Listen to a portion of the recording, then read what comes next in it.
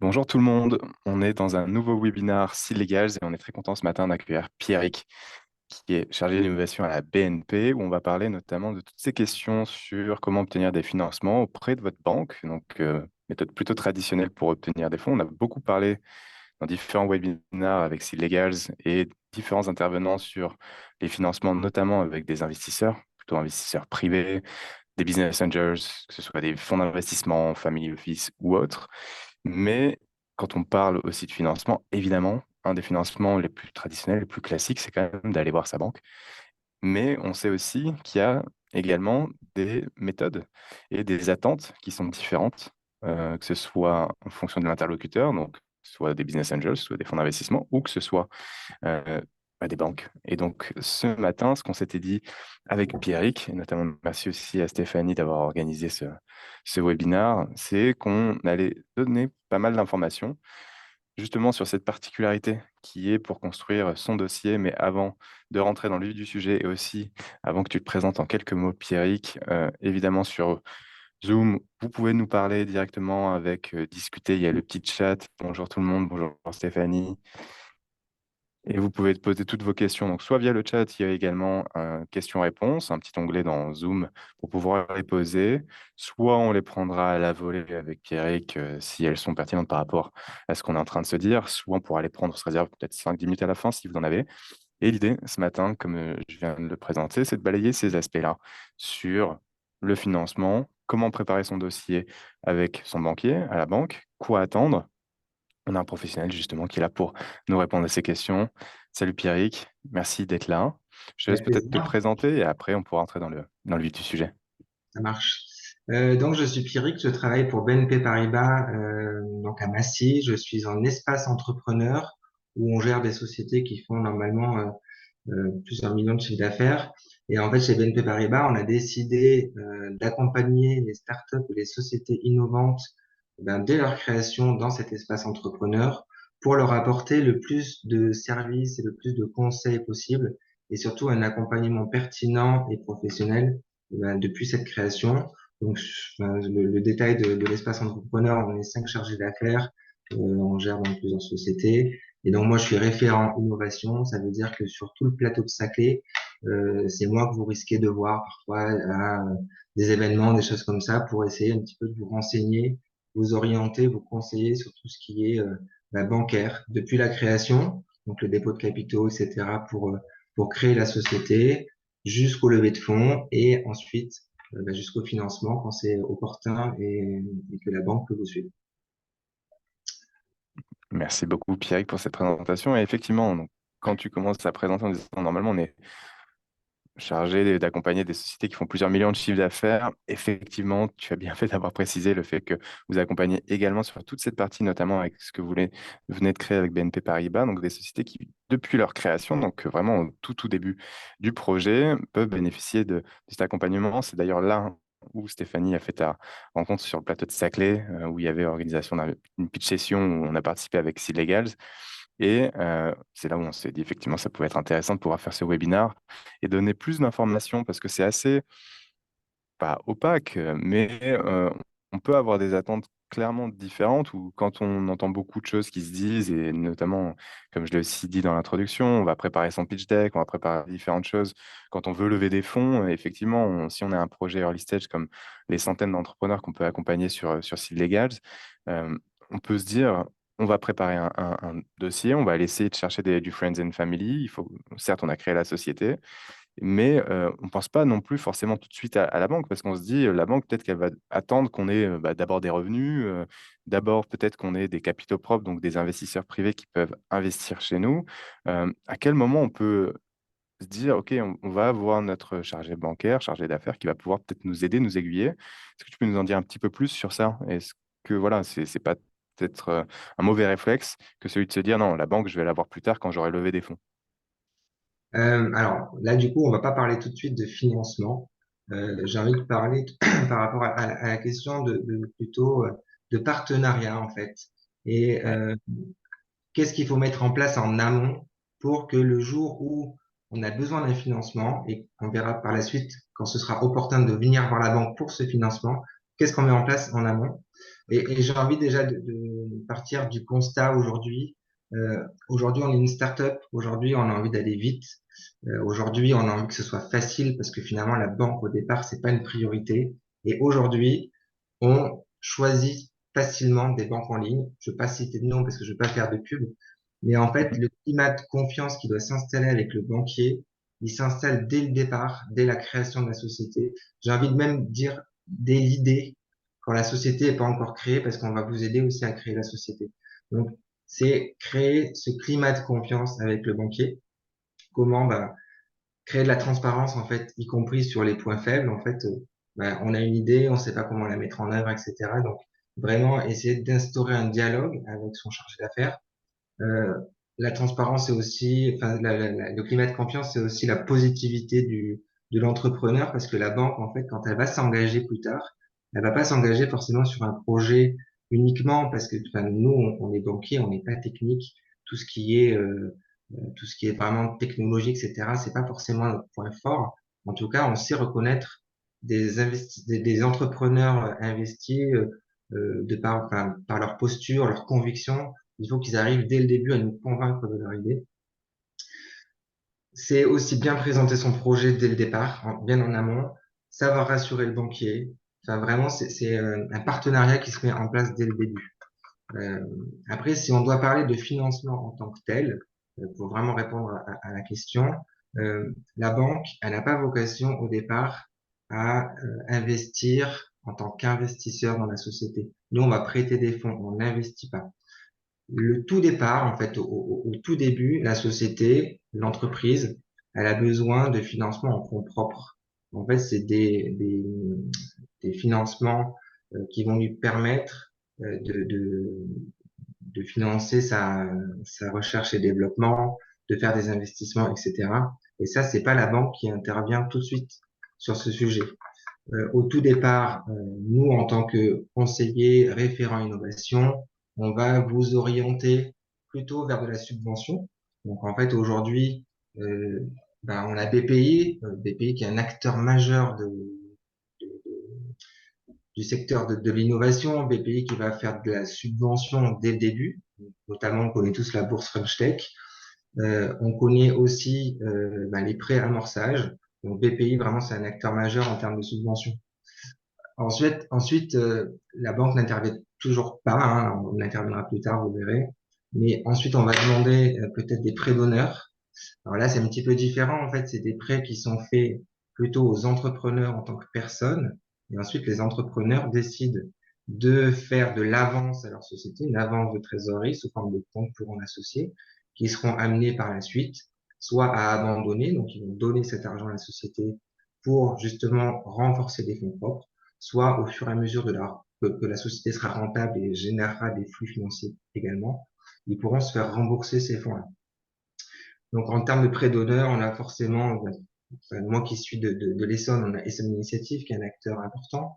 On a le réseau Entreprendre. Le réseut Entreprendre, c'est un réseau sur chaque département. Et ensuite, on a les incubateurs, Vilco pour le citer, mais il y en a d'autres qui pourront aussi apporter des prêts d'honneur pour permettre de financer le début, on va dire, de l'idée jusque à la faisabilité du projet, voire jusqu'à son lancement.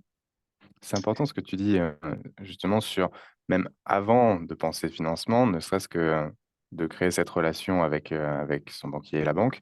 Typiquement et concrètement, là, pour instaurer cette relation, parce qu'on va avoir besoin d'un compte bancaire. Tout le monde a besoin, quand on crée sa structure, d'avoir son compte bancaire. Effectivement, il y a des néobanques, des banques en ligne qui permettent de le faire facilement, mais après, effectivement, elles n'ont pas non plus la capacité, comme tu l'as dit, on en reparlera sur justement les prêts et l'aide et l'accompagnement que peuvent faire les banques, là pour le coup, comme la BNP Paribas et d'autres. Mais donc concrètement, quand on va nouer cette relation, est-ce que tu as des conseils à donner? Est-ce que c'est dès lors qu'on va ouvrir son compte et il faut demander à s'adresser au chargé d'affaires innovation, plutôt pour être justement orienté plutôt que d'être dans un autre secteur? Comment concrètement et c'est quoi les recos là-dessus? Alors, aujourd'hui, je vais essayer d'être assez généraliste. Moi, je travaille pour BNP, mais on n'est pas les seuls acteurs du marché et il y en a des très bons. On est tous aujourd'hui. ne tapez pas à la porte d'une agence de réseau. Parce qu'en fait, l'agence de réseau est habituée à gérer du professionnel de proximité. Ils vont gérer une boulangerie, une pâtisserie, un médecin, mais en fait, ils sont pas habitués, et c'est pas une question de compétence, hein, c'est juste une question, c'est une question d'habitude et de connaissance de marché. Ils sont pas habitués à gérer des sociétés innovantes où on peut avoir des déficits Particularité. récurrents, des particularités bilancielles Mm. qui sont pas forcément faciles à gérer et à appréhender. Donc, quand vous rentrez dans une banque, évidemment, vous allez rentrer dans une banque classique puisque c'est le premier contact que vous allez avoir. Il faut indiquer vraiment que vous êtes société innovante, vous êtes une start-up, vous allez avoir des besoins spécifiques. Toutes les banques ne sont pas sur l'innovation, il faut le savoir, parce que pour remettre un petit peu de contexte, on va dire que 80% des startups qui se créent échouent dans les 5 ans de leur création. Il y a des banques qui ont décidé de ne pas s'investir dans ce marché-là, mais il y a des banques qui le font et qui le font bien. Enfin, de toute façon, ils sont assez connus sur le secteur, enfin, sur le plateau Saclay notamment. Voilà, moi, j'ai pas de problème à citer la Banque Populaire ou à citer parfois le CIC. Enfin, c'est des acteurs qui sont aussi pertinents sur ce marché-là, mais choisissez bien votre partenaire dès le début. Ça, c'est du coup des bons conseils concrets à garder en tête et à demander justement déjà, un, Et, bien vérifier s'il y a effectivement cette dimension innovation, comme tu l'as recommandé, et après, bien s'adresser aux personnes en question, demander à le faire. Oui, tu allais préciser quelque chose, Pierrick? j'ai oublié du coup. Je sais plus, ça va me revenir tout à l'heure. Aucun souci. Donc, quand tu veux, quand ça te revient. D'ailleurs, n'hésitez pas, encore une fois, si vous avez des questions sur ces aspects-là, ou même des retours, des témoignages, peu importe, c'est toujours bon à prendre, et on rebondira dessus avec Pierrick. Allez, Donc, ça me revient. N'ayez pas peur du tarif des banques traditionnelles. Enfin, vous, startup, vous êtes un marché qui est très important, en pleine croissance. Les métiers d'avenir, c'est chez vous. Pour nous, l'argent, enfin, c'est chez vous. Quand on suit une startup depuis le début, pour nous, c'est du pain béni. Donc, n'ayez pas peur des conditions à l'entrée. C'est-à-dire que si vous allez payer 10 euros chez Conto, euh, venez nous voir quand même. On peut faire des offres sympas et on peut vous accompagner dès le début. Voilà, c'est ça que je voulais dire. non, mais c'est très, très bien de le préciser. D'ailleurs, il y a une question qui nous est posée par Paul pour justement la relation avec le banquier. Une fois qu'on a ouvert ce compte, on a demandé à s'adresser du coup au pôle innovation pour avoir des personnes qui ont la connaissance du marché, notamment des marchés des sociétés innovantes, startups ou autres. Ensuite, OK, maintenant, comment on entretient cette relation? Est-ce qu'on tient au courant? Est-ce qu'on présente par exemple le business plan qu'on a envie de mettre et on se fait challenger un peu, on demande au banquier avec un rendez-vous de le faire? Comment ça se passe et quels seraient tes retours là-dessus, Pierre? Euh, alors, moi, enfin, maintenant, j'ai 2 ans et demi d'expérience sur le domaine de l'innovation et je suis maintenant des sociétés innovantes depuis 2 ans, puisqu'il y a 2 ans, je suis entré en relation avec des startups et enfin, on se suit depuis. En fait, je pense que il y a le point, on va dire, semestriel pour se dire, ben voilà, où on en est, etc. Comment on a avancé, est-ce qu'on a pris une autre direction par rapport au business plan d'origine. Et après, il y a tous les moments importants de la vie d'une startup, tous ces événements qui vont être les levées de fonds, qui vont être les demandes de subventions, qui vont être les premiers contrats signés, enfin tout ce qui peut finalement, on parlait de transparence et de partenariat.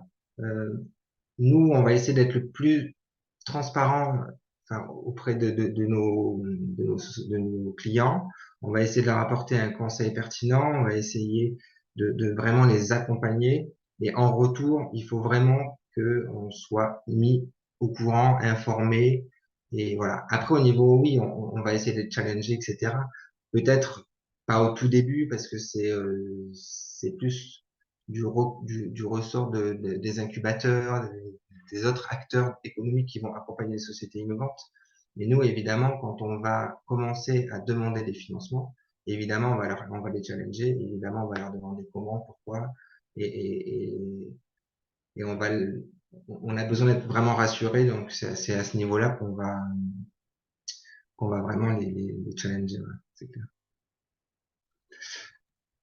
Et une fois qu'on a passé ça, justement, après, on nous demande notamment, Philippe, si on va parler des autres aspects post-création. Donc là, si on refait un peu le cycle assez classique d'un lancement d'un projet, c'est ça. On a l'idéation, on va ouvrir ton compte bancaire. Donc tu as donné les recommandations comment le faire. Ensuite, la relation justement avec son chargé d'affaires, comme tu viens de le dire, c'est bien d'entretenir, c'est bien euh, de se faire un peu challenger sur le business plan. C'est vraiment un conseiller aussi sur cette partie-là.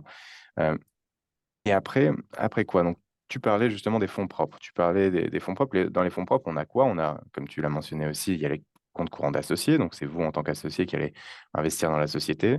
Vous avez également au tout début, hein, quand vous avez créé votre société, il y a le capital social qui va rentrer dans ces fonds propres.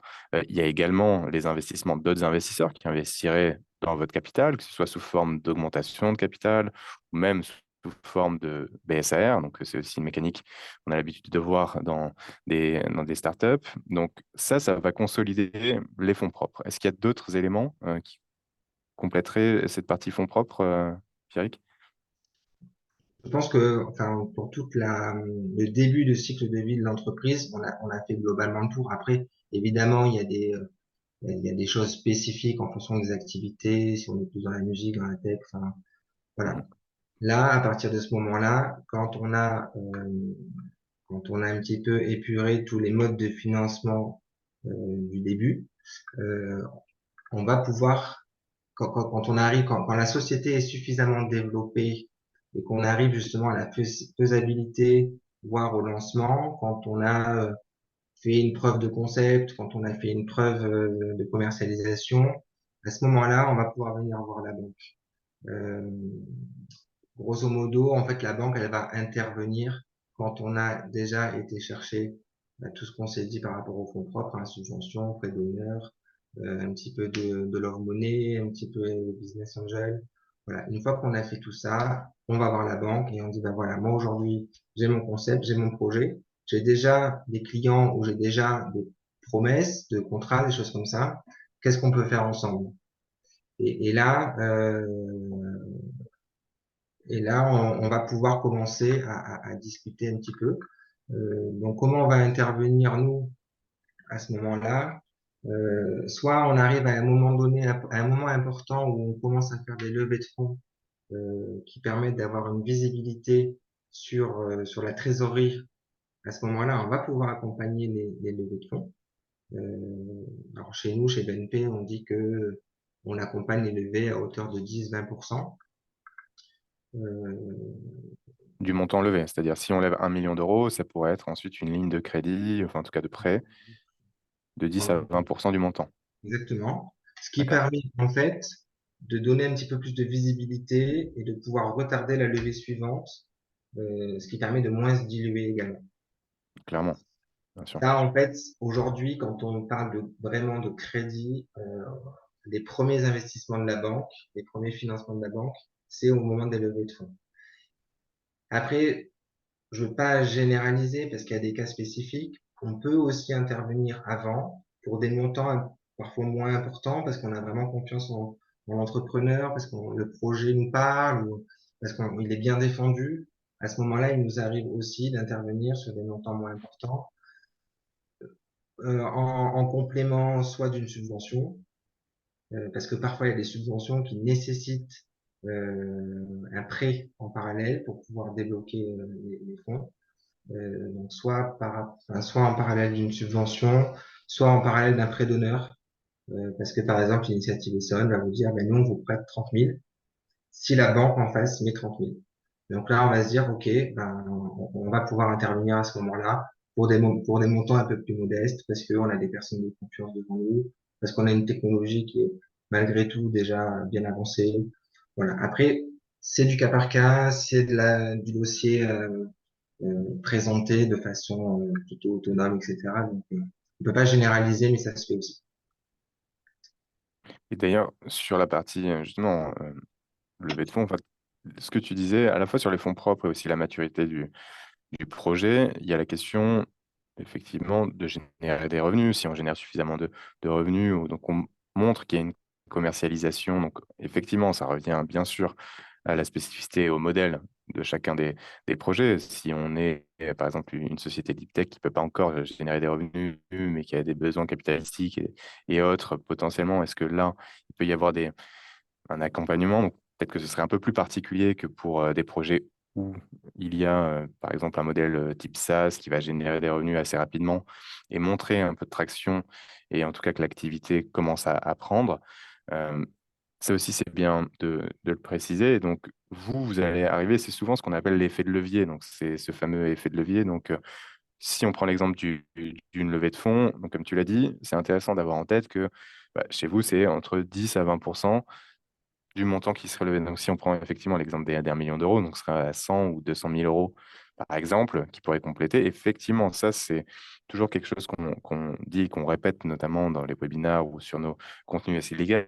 C'est quand vous anticipez, vous, votre besoin de financement global, bien sûr, vous y incluez toute la partie non dilutive, à savoir tout ce qui est subvention dont tu as parlé, tout ce qui est aussi prêt bancaire que tu peux obtenir post-levée de fonds avec cet effet de levier, en complément, évidemment, de la partie dilutive qui, elle, va augmenter les fonds propres dont on parlait. Et ça, c'est la partie côté investisseur privé. Et effectivement, il faut aussi différencier là où intervient la banque. Il y a notamment Paul qui fait une remarque sur il y a des levées de fonds, c'est plutôt un accompagnement pour des cabinets d'affaires, des banques d'affaires spécialisées. Mais effectivement, parce que là, on est sur la logique différente qui est comment aller chercher des investisseurs privés qui vont, eux, investir dans le capital. Ça, ce n'est pas du tout le rôle de la banque. Il faut bien le distinguer du rôle de la banque. Effectivement, est-ce que tu veux compléter ce point, Pierrick? Alors, enfin, Le rôle de la banque, c'est pas d'être un leveur de fonds non plus, c'est d'être l'établissement bancaire ouais, sur c'est lequel ça. peut s'adosser et de confiance le projet. En fait, il faut vraiment distinguer le cycle de vie de la société. En fait, la banque ne peut pas intervenir au départ. On peut pas se substituer à des investisseurs. On peut pas se substituer aux entrepreneurs. C'est la banque, en fait, alors je souris parce que je lisais un petit commentaire qui disait les banques n'ont pas changé. Non, les banques n'ont pas changé dans le sens où nous, quand on prête de l'argent, notre objectif, c'est pas que la société vaille 3 millions d'euros dans 5 ans. Notre objectif, c'est que chaque mois, on ait le remboursement de la dette. En fait, ça a toujours marché comme ça, une banque, et ça marchera toujours comme ça. Maintenant, aujourd'hui, on a du recul un petit peu sur les sociétés innovantes et on va pas on va pas aller étudier un dossier de start-up comme on étudie un dossier de banque de société traditionnelle, dans le sens où oui, même si on a du chiffre d'affaires et qu'on n'a pas de rentabilité, on va pouvoir prêter. Aujourd'hui, si on a du chiffre d'affaires, qu'on a de la rentabilité, enfin, sur une structure classique, on a du chiffre d'affaires, on a de la rentabilité, on a ce qu'on appelle la CAF, la capacité d'autofinancement, et cette CAF permet de rembourser une dette. Aujourd'hui, sur une société innovante en recherche et développement, on a, même si on a du chiffre d'affaires, on a tellement de dépenses qu'on n'a pas de rentabilité et on n'a pas de capacité de remboursement. Et en fait, ce qu'on va venir chercher aujourd'hui, et c'est pour ça que dans toutes les banques, on essaie de former des gens un petit peu à ce travail-là, et puis on a des analystes de crédit aussi maintenant qui sont spécialisés. On va aller chercher aussi et surtout la trésorerie disponible, le plan de trésorerie qu'on vous demandera quand on monte un dossier, parce qu'en fait, on va regarder est-ce que la trésorerie est suffisante pour rembourser la dette.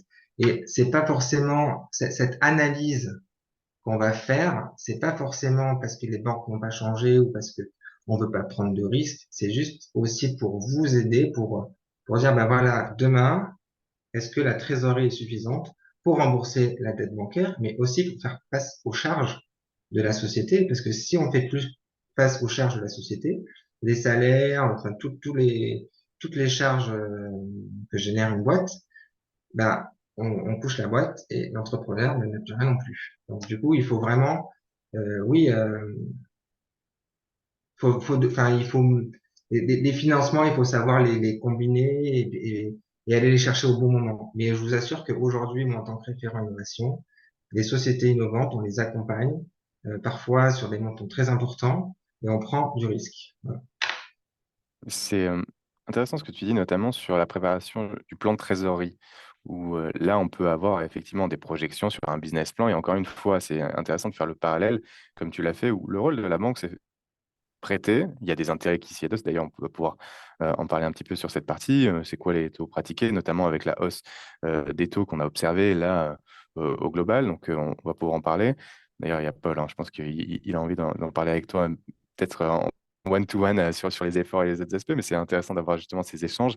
Mais là, ce que je veux dire, c'est qu'il y a un rôle bien distinct entre des investisseurs privés qui cherchent, eux, un multiple et un retour sur investissement, avec la cession des actions, qui est complètement différent de celui justement du rôle et du modèle qui est celui des banques. Et comme tu viens de le préciser, ça c'est important de l'avoir en tête pour voir, et c'est là aussi avec ces, c'est ce regard un peu en miroir entre côté investisseur privé et côté banque, bah, on ne présente pas forcément non plus les mêmes éléments. Toi, tu vas peut-être, comme tu l'as expliqué, insister plus sur OK, le plan de trésorerie et sur cette partie-là, comment on fait face à ces charges et comment on va rentrer vraiment dans cette logique de cash de la société pour voir combien de temps elle pourra tenir et faire face entre le chiffre d'affaires, en ayant aussi en tête le point dont tu parlais, où là, on va peut-être pas tout de suite chercher la rentabilité parce que on sait que pour des sociétés innovantes, c'est un peu différent des sociétés traditionnelles. Là où pour des investisseurs, eux, privés, type Business Angels ou fonds d'investissement, eux, ils veulent chercher une croissance. Ils veulent aussi, bien sûr, chercher la rentabilité des fondamentaux quand même assez sains et solides d'un point de vue financier, surtout aujourd'hui dans le contexte qu'on connaît. Mais la logique, c'est d'un exit plus tard et d'un retour sur investissement, contrairement à bah, on rembourse le prêt comme tu l'as précisé. Ça, c'est des points quand même qui sont très bien de préciser. Je te remercie de l'avoir fait. Sur justement ces éléments, est-ce que tu voudrais ajouter d'autres aspects sur, notamment, là, par exemple, les documents à présenter et que toi, tu aimes qu'on te présente, qu'ils soient bien faits? Et peut-être, c'est quoi? C'est donc le plan de trésorerie, c'est euh, comment se préparer aussi sur ces différents documents? Est-ce que tu pourrais nous en dire plus? Je vais juste rebondir sur ce que tu dis par rapport à ce qu'attend la banque par rapport à ce qu'attend un investisseur. C'est clair qu'on n'attend pas la même chose. La banque, l'investisseur va chercher forcément une forte rentabilité, une forte valorisation au moment de l'exit. Nous, en fait, c'est pas ce qu'on recherche. Nous, on cherche juste des flux suffisants, la trésorerie suffisante pour pouvoir ben, rembourser la dette au fur et à mesure des amortissements. Si on doit maintenant en venir aux documents qu'on peut vous demander, euh, alors le premier document indispensable, et ça je pense que parfois les sociétés inno, comme ils sont très sur leur technologie, ils l'oublient un petit peu, c'est le business plan. En fait, le business plan, toutes les sociétés, que ce soit une société innovante ou pas, euh, toute société doit avoir ce business plan. En fait, le business plan, il va raconter l'histoire de la société, celle du projet, en fait, depuis sa création, depuis son idée. Euh, ce business plan, il va permettre à l'ensemble des partenaires, bancaires ou investisseurs, etc. Ça va nous permettre d'apprécier un petit peu l'articulation du projet. Est-ce qu'il est réaliste ou pas? Voilà, c'est un outil qui va être l'outil de communication avec la banque. Alors, maintenant, on parle beaucoup de pitch deck, hein, parce que c'est un peu la mode, mais en fait, c'est un peu le business plan. Le pitch deck, c'est juste quelques slides qui va vous permettre de développer votre business plan en physique. Mais le business plan, c'est tout ce projet, enfin, toute l'écriture de ce projet. Euh, outil de communication pour la banque, outil de communication pour les investisseurs.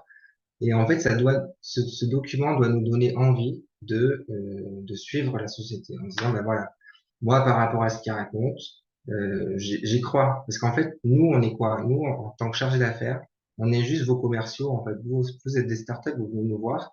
Mais c'est pas nous qui prenons les décisions.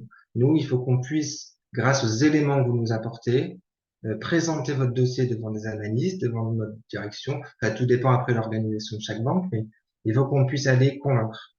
Donc, pour aller convaincre, il faut que nous-mêmes, on soit convaincus. Et ce document, le business plan, c'est la base. Et ce business plan que vous mettez, enfin, que vous créez à l'origine, il faut qu'il soit en constante évolution parce que chaque événement de la vie de la startup, que ce soit des coups durs ou des coups fastes, hein, enfin des choses importantes qui peuvent arriver de bien, en fait, ça va permettre de faire évoluer ce business plan. Et dans ce business plan, on doit avoir bah, si tout va bien et si tout va mal. On doit avoir le plan A, mais on doit aussi avoir le plan B. Et même si on a un prévisionnel qui est un petit peu farfelu, il faut que nous, on puisse se dire, ben voilà, aujourd'hui, on n'est pas sûr à 100% que dans 2 ans, dans 3 ans, on soit là. Mais l'entrepreneur en face de nous, il y a pensé. Il a pensé aussi aux difficultés qu'il pouvait rencontrer. Et si jamais demain, il y a un coup dur, il a aussi pensé à comment je fais pour redresser la barre, pour me réorienter, etc. Moi, j'ai des exemples je rentre un peu dans le détail, mais j'ai des exemples de startups qui marchent très, très bien aujourd'hui, qui font plusieurs millions de chiffres d'affaires. Le business plan du départ n'est pas du tout la solution aboutie 2 ou 3 ans plus tard. Et en fait, c'est l'évolution de ce business plan qui a fait que voilà, l'entrepreneur, il a senti qu'il y avait un tournant à prendre à ce moment-là. Et ben, il a revu son business plan, il a revu, il a tout revu, il a fait pas complètement autre chose parce que la base était un petit peu la même, mais en tout cas, il a su rebondir et prendre un tournant qui a fait que aujourd'hui la solution elle est sur le marché, la solution elle rapporte beaucoup d'argent et voilà. Et donc du coup la première chose voilà c'est ce business plan. Euh, et le business plan c'est aussi l'articulation entre euh, ma technologie, enfin le problème que j'ai détecté, ma technologie et comment ça je vais pouvoir le euh, transformer en élément financier.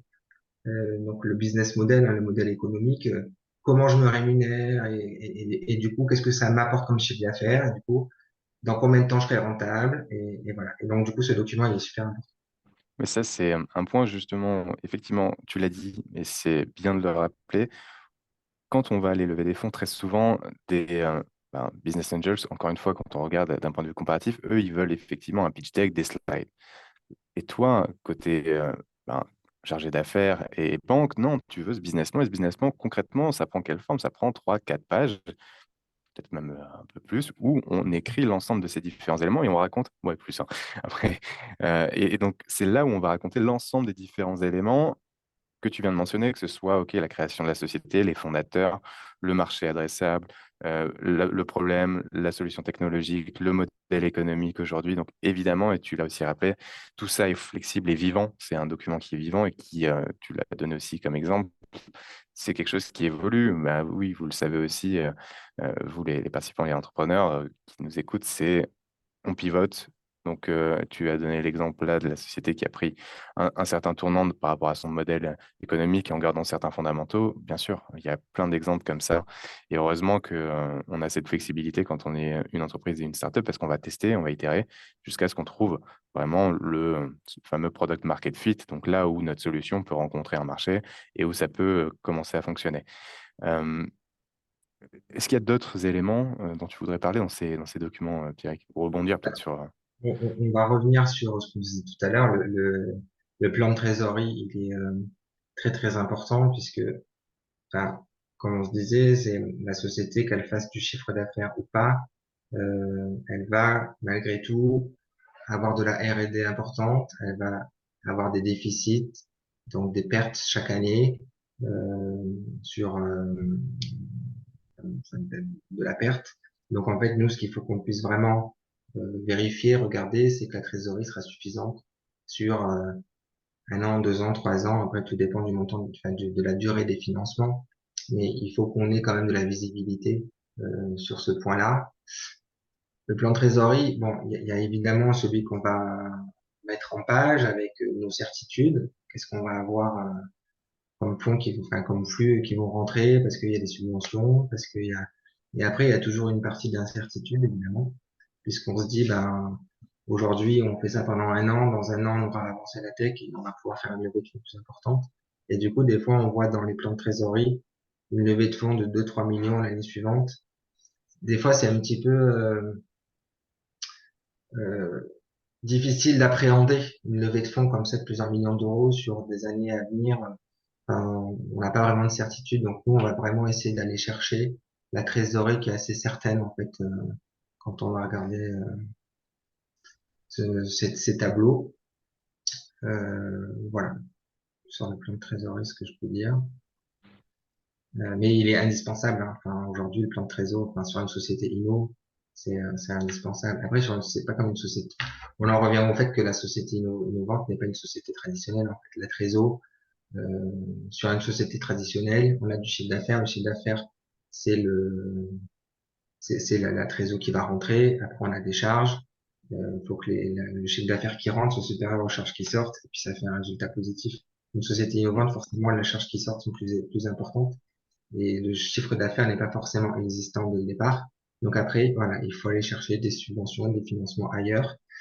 Et, et après, Jusqu'à bon, arriver à ce fameux ouais, point de rentabilité quand même à un moment. Ça, c'est clair que je vais répéter, enfin, je vais redire à Paul pour être vraiment qu'on essaie de se rencontrer et puis de discuter un petit peu. Parce que du coup, ça challenge aussi les banques, hein, ce genre de discours. On, on va pas révolutionner le modèle économique. Le financement des startups, c'est compliqué, on va se le dire. C'est pas forcément quelque chose qui est, voilà. C'est pour ça qu'on a des référents innovation dans les banques, parce qu'il faut qu'on aille défendre vos projets. Mais après, c'est vous qui nous aidez à défendre vos projets. Et du coup, chaque projet est différent. Et il y a des choses qu'on accompagne, et des choses qu'on n'accompagne pas. Voilà. et ce qui est normal, il y a aussi le fait, bon, financer des sociétés innovantes, justement, qui sont à fort risque, c'est compliqué, mais entreprendre également, on sait très bien que aller chercher des financements quand on est entrepreneur, même des financements donc, auprès d'investisseurs privés, c'est très complexe. C'est pour ça que, bon, côté Légal, on essaie de vous donner les moyens, notamment sur la partie juridique, mais pas que, pour vous aider un maximum, que ce soit avec les contenus qu'on fait comme là aujourd'hui avec toi, Pierrick, pour vous donner des informations et des éléments et faciliter en tout cas autant que faire se peut sur cette aventure très compliquée et complexe qui est de lancer un projet entrepreneurial. Donc, sur cette partie, une fois qu'on s'est dit ça, donc il y a les documents dont on a parlé, il y a effectivement différents moyens de pouvoir financer son projet. Évidemment, les acteurs traditionnels et les banques sont des acteurs incontournables. Quand on lance une société, se passer des banques, même quand on se dit, il y a aussi souvent euh, certains entrepreneurs qui se disent, moi, je ne veux que fonctionner sous forme de bootstrap. C'est-à-dire que bootstrap, c'est quoi? C'est-à-dire croître de manière organique et en fait, avec le chiffre d'affaires que j'ai généré, comme tu expliquais, Pierrick, ben derrière, j'arrive avec mes charges à quand même sortir une certaine rentabilité. J'ai un excédent brut d'exploitation qui est positif et donc ensuite, je grandis comme ça. Je grandis peut-être pas aussi vite que si j'avais des investisseurs privés qui pouvaient booster l'économie et le développement de mon projet. Mais c'est aussi un choix. Mais tout le monde n'a pas ce luxe non plus de pouvoir créer un projet et tout de suite générer du chiffre d'affaires de manière assez rapide et ce qui permet aussi de faire face à ses besoins de financement tout de suite grâce au chiffre d'affaires généré. Donc, évidemment, ça, c'est des choses à bien sûr avoir en tête. Si vous arrivez à ne pas avoir de besoin de financement externe, que ce soit non dilutif ou que ce soit dilutif, ben, tant mieux pour vous. Et ça, c'est souvent un peu une exception, mais c'est quand même bien aussi de le mentionner. Donc, vous allez quand même devoir avoir affaire et devoir avoir travaillé avec des acteurs qui sont des acteurs traditionnels comme les banques. Et c'est important justement de mentionner là ce qu'on se dit d'ailleurs sur cette partie, maintenant qu'on a parlé un peu des documents et des éléments, sur les conditions, quand on parle justement, je le mentionnais un petit peu à minimum, mais sur les intérêts qui seraient applicables, parce que justement, tu peux nous dire quelques exemples de ton côté, notamment avec le contexte qui a évidemment évolué entre, ben oui, des taux qui étaient à zéro et donc forcément des facilités, je pense, de crédit pour des startups un peu plus adaptées ou je ne sais pas. Et donc là, est-ce que tu peux nous en dire un peu plus sur ces questions de taux et notamment du contexte qu'on connaît aujourd'hui? Bon, le contexte économique est celui, enfin, celui qu'on subit depuis un an. Que ce soit pour les professionnels ou pour les particuliers, bah, c'est des taux de marché qui sont en pleine croissance, enfin, c'est exponentiel. Nous, on est passé de taux proches de zéro, en effet, donc on accordait à nos clients des crédits en dessous de 1% sur 5 ans.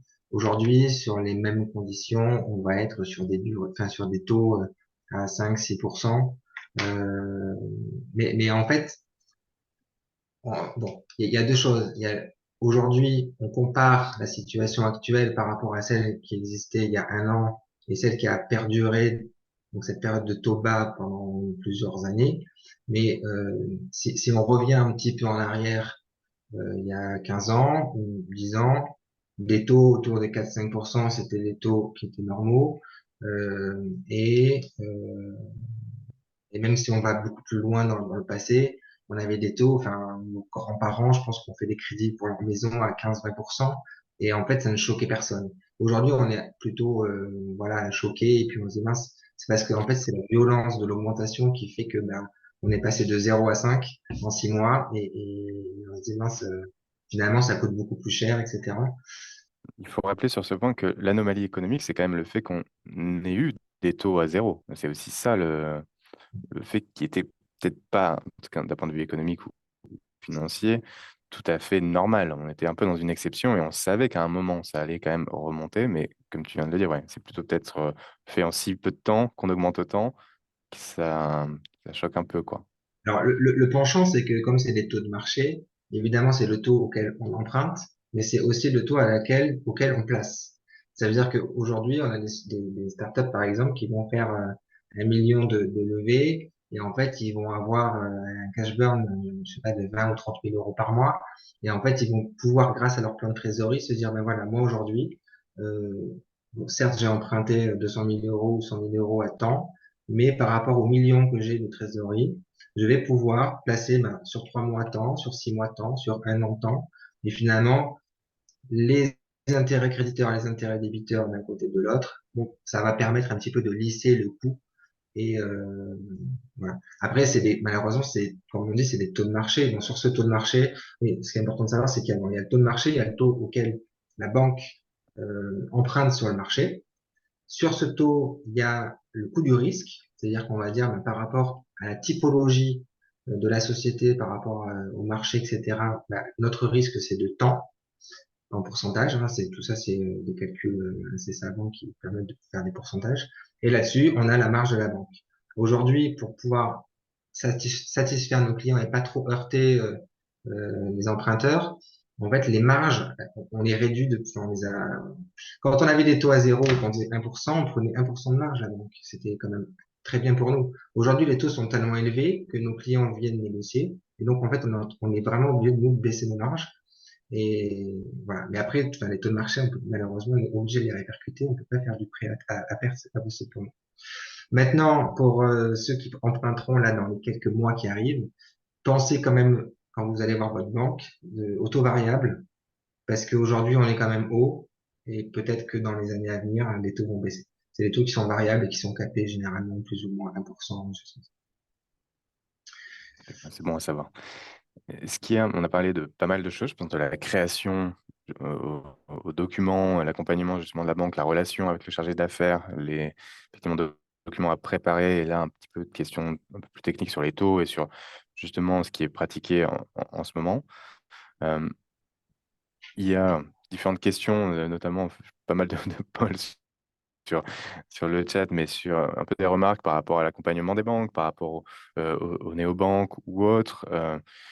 Est-ce que tu aurais des éléments peut-être à donner sur... Je pense qu'on a suffisamment clarifié le rôle de la banque et de la mission de la banque versus peut-être des investisseurs privés ou autres. Mais est-ce qu'il y aurait d'autres éléments dont tu voudrais nous faire part justement sur préparer le dossier, l'accompagnement des banques et vous, vos accompagnements et faire en sorte que ça puisse bien marcher avec les projets que vous suivez, notamment sur ces sociétés innovantes? Alors, tout à l'heure, on se parlait justement des néobanques et tout ce qui est banque en ligne, etc. Et le fait d'aller chercher une banque plus traditionnelle avec un chargé d'affaires en face qui vous connaît, qui vous comprend. Euh, je pense qu'il faut, que ce soit société innovante ou pas, bien se rendre compte malgré tout que parfois on peut avoir des petits incidents pendant la vie de la société qui font que c'est important d'avoir quelqu'un à l'écoute qui vous connaît et qui pourra ponctuellement vous accompagner. Je m'explique, par exemple, enfin, on a parlé beaucoup de financement, de crédit, etc. Mais dans les banques aujourd'hui, c'est peut-être ça qui est aussi nouveau pour répondre à Paul, c'est que on sait, euh, on sait faire de l'accompagnement à court terme. Je m'explique, par exemple, demain, vous faites de la subvention, vous allez voir BPI, BPI vous dit, ben, vous aurez la BFTE, 90 000 euros. En fait, entre le moment où ils vont vous dire, ben, vous allez avoir ces 90 000 euros et le moment où on va vous les verser, parfois, ben, tout le circuit administratif est un petit peu long. Et ben, si ça prend 3, 4, 5, 6 mois, en fait, c'est une période pendant laquelle ben, vous n'aurez pas accès à cette trésorerie-là. La banque aujourd'hui, c'est, notamment sous forme de découvert, ben, vous avez la notification, on vous dit, ben, sous 3-4 mois, vous allez avoir 90 000 euros. Ben, pour pas freiner votre développement, nous, on va vous mettre un découvert autorisé de 30 000 pendant 3 mois. Donc ça, c'est déjà un accompagnement sur du court terme qu'on sait faire. Après, bon, moi, enfin, je peux pas parler que de BNP, mais dans toutes les banques, on a tous un partenaire, on a tous une filiale qui sait, par exemple, faire du factor. Donc le factor, ça peut être utile, par exemple, pour du crédit impôt recherche, parce qu'entre le moment où on vous dit, ben, on va vous rembourser tant, et le moment où la trésorerie arrive, il peut se passer aussi parfois plusieurs mois. Et le factor permet aussi de financer le poste client. Quand vous commencez à avoir des clients, c'est du B2B, hein, c'est des sociétés. Quand ben, vous émettez une facture et vous dites à votre client, ben voilà, vous allez me payer dans 45 ou 60 jours, ben, en fait, ces 45 ou 60 jours, des fois, ça peut être périlleux dans une startup parce que cette trésorerie, elle est indispensable au règlement des salaires, au paiement des charges, des fournisseurs, etc. Et les sociétés enfin, les entités de Factor, par exemple, nous, chez nous, c'est BNP Paribas Factor, ils vont prendre, vous allez leur donner cette facture, ils vont vous régler en 24-48 heures, ça dépend des entités, mais ils vont vous régler ces fonds, donc vous allez pouvoir avoir cette trésorerie disponible tout de suite. Et ensuite, c'est ce facteur qui va aller chercher auprès de votre client à 45 jours, 60 jours, le règlement de la facture. Et c'est même eux qui vont se charger du recouvrement, des relances, etc., qui peuvent aussi être du temps chronophage, et qui vont, selon les contrats, assurer aussi le recouvrement. C'est-à-dire que si jamais il y avait un impayé, c'est pas vous qui emportez la charge, c'est le facteur. Ça a un petit coût, évidemment, mais ça a le coût aussi de vous permettre de vous développer plus vite, etc. Donc là, je parlais de facteurs, mais nous, on sait faire, enfin, après, on parle de l'accompagnement à plus court terme, et du coup, ça veut dire qu'on va parler du cycle d'exploitation, et quand on parle d'un cycle d'exploitation, on va se dire, ben voilà, aujourd'hui, moi, il faut que je dépense pour pouvoir répondre à une demande d'un de mes clients en attendant que lui me paye. Et les banques aujourd'hui, en fonction du niveau de chiffre d'affaires, sont capables de mettre en place des facilités de caisse, donc l'autorisation d'être en débit sur 10 jours, sur 15 jours, d'un montant qu'on aura prédéterminé selon quelques critères. Ça, c'est intéressant de le préciser, notamment par rapport à d'autres néobanques qui pourraient pas forcément proposer ce type d'aspect. Mais au-delà de faire ce comparatif, il y a un autre point aussi dont on n'a pas forcément parlé, mais ce sont les garanties bancaires qui pourraient être demandées par justement la banque en contrepartie justement d'un prêt, d'une ligne. Est-ce que tu pourrais nous préciser justement habituellement ce qu'il faudrait anticiper quand on est entrepreneur, quand on va demander justement un prêt auprès de la BNP Paribas? Quelles seraient ces petites garanties bancaires qui Ouais. sont demandées? Alors, les garanties qu'on va demander. Donc ça, c'est pareil, en fait. C'est que qu'on soit société innovante ou société traditionnelle, la garantie que la banque préfère, c'est BPI. BPI, c'est une garantie qui Ok. est forte et que, voilà, si, en fonction du projet, si c'est de la, plutôt, enfin, si on finance des fonds de commerce, si on finance du BFR, enfin, du besoin en fonds de roulement, en fonction de ce qu'on finance, BPI va venir en garantie. Ça veut dire qu'ils vont ben, se porter caution, hein, en fait, pour la société en disant, ben voilà, si demain la société ne fait pas face à ses charges, nous, BPI, on s'engage à rembourser la banque de 50% du montant de la dette, 70% du montant de la dette, tout dépend du financement envisagé. Euh, BPI, donc souvent BPI vous connaît, de toute façon vous en tant que startup, puisque de toute façon vous avez souvent été chercher soit enfin, des premières subventions, Bourse Francheté, des choses comme ça, ou alors vous avez été faire des dossiers iLab, iNov, enfin tous ces dossiers que vous faites chez BPI. Donc souvent ils vous connaissent, même si c'est pas les mêmes services qui fait le crédit et la garantie, ou les subventions et les garanties. Enfin, dans la maison, Ils ont je le sais pas, dossier. Ouais. ils ont le dossier, ils arrivent à se parler.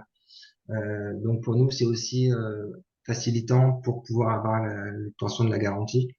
Il faut savoir que BPI, c'est une contre-garantie. Ça veut dire qu'on ne peut pas prendre BPI tout seul. BPI peut contre-garantir 50% du crédit. Ça veut dire que BPI nous demande, en fait, c'est pas la banque qui décide, c'est BPI qui demande à ce que l'autre partie du crédit soit couverte par une autre garantie. Et en termes de garantie, aujourd'hui, alors, généralement, quand on est jeune entrepreneur, on n'a pas forcément beaucoup de patrimoine. Donc, prendre une caution personnelle, c'est pas forcément opportun. On peut vous la demander, pas parce que on veut que vous remboursiez sur vos deniers propres, juste c'est un peu un engagement moral de se dire, ben voilà, l'entrepreneur, il s'engage pour 50% du montant de la dette. Ça veut dire que lui-même croit au projet. Après, si vous avez déjà du patrimoine, évidemment, on dit que la caution est valorisée. À ce moment-là, évidemment, pour nous, c'est une certitude complémentaire que vous pourriez, en cas de défaut, rembourser sur votre patrimoine ou vos deniers. Donc ça, c'est la caution perso. Après, à côté de ça, ce qu'on prend régulièrement quand c'est des jeunes entrepreneurs, c'est soit des nantissements. Donc s'il y a des fonds de commerce, on prend des nantissements de fonds de commerce. Soit on prend des nantissements de parts sociales. Voilà. Après, tout ça, évidemment, souvent, quand on commence à avoir des tables de capitalisation assez complexes, prendre en nantissement des actions, c'est un peu plus difficile, enfin, c'est plus compliqué. Mais on fait ce genre de choses. Euh, Sachant que là, c'est un point intéressant que tu précises sur les lentissements d'actions. C'est aussi quelque chose que des investisseurs privés, notamment en fonds d'investissement ou bien sûr dans le pacte d'associés, ne souhaitent pas forcément avoir. Donc après, c'est des adaptations à faire en fonction justement de ce qui pourrait être demandé en termes de garantie. En tout cas, on peut retenir que la meilleure garantie, effectivement, serait d'avoir BPI pour s'adosser auprès du financement. Et généralement, ça fonctionne un peu avec cet effet de levier en dehors, comme tu le précisais, des subventions que vous pouvez obtenir. Donc, c'est ces éléments qui sont bien à avoir en tête. Il nous reste peut-être quelques petites minutes, mais il y avait peut-être d'autres points que tu voulais préciser. Mais sinon, bon, ça fait déjà 53 minutes qu'on échange. Pierre, déjà, merci pour toutes ces infos. je vais juste Peut-être, ouais, compléter. dernier point, bien sûr. Un dernier point, généralement, quand on commence à avoir une société qui commence à être bien développée, qui commence à faire du chiffre d'affaires, etc., en fait, on va commencer à demander des financements qui sont plus importants, notamment quand on va commencer à faire de l'internationalisation, etc. Et c'est des moments où, avec les autres banques, on n'est pas concurrent, on est vraiment aussi partenaire, et on sait faire des pools bancaires. Si vous avez besoin des fois, par exemple, de 500 000 euros, on sait se parler entre banques pour pouvoir ben, accorder, ben, je sais pas, on a besoin de 500 000. BNP va pas aller à 500 000 parce que c'est trop risqué, ou voilà. On veut diluer le risque aussi. On va aller chercher une autre banque et faire 250 chacun.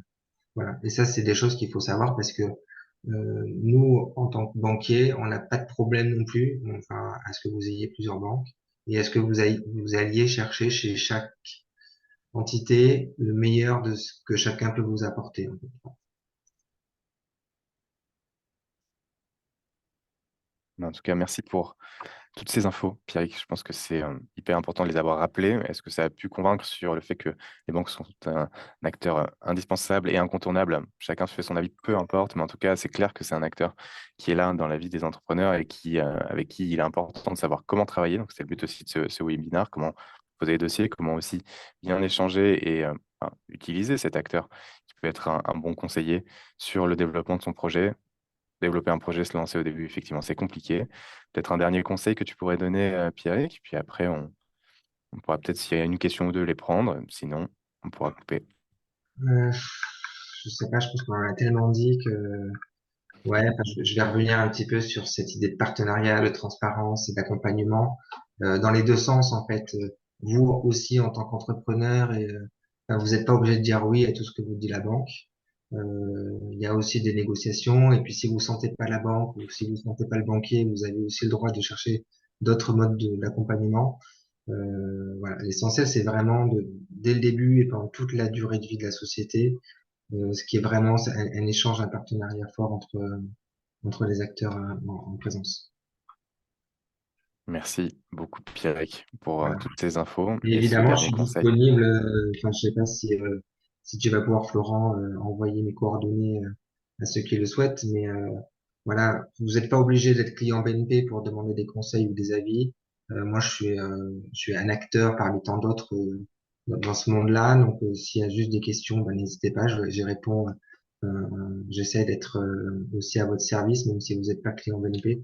On est tout un monde un petit peu comme ça dans l'innovation, etc. Donc, n'hésitez pas. On prendra ton contact, qu'on fera circuler justement à tous les participants et on vous remercie d'avoir participé à ce webinaire ce matin, Legals. On fera circuler ça aussi pour les personnes qui sont inscrites. Et puis après, si vous voulez changer, effectivement, Pierrick se propose. Ce serait dommage quand même de pas saisir l'occasion. Merci encore à toi, Pierrick, pour ce Merci à matin, vous pour pour votre invitation. cet échange. Et je vous souhaite une très bonne journée et vous dis à bientôt là. Bonne journée, à Salut! bientôt.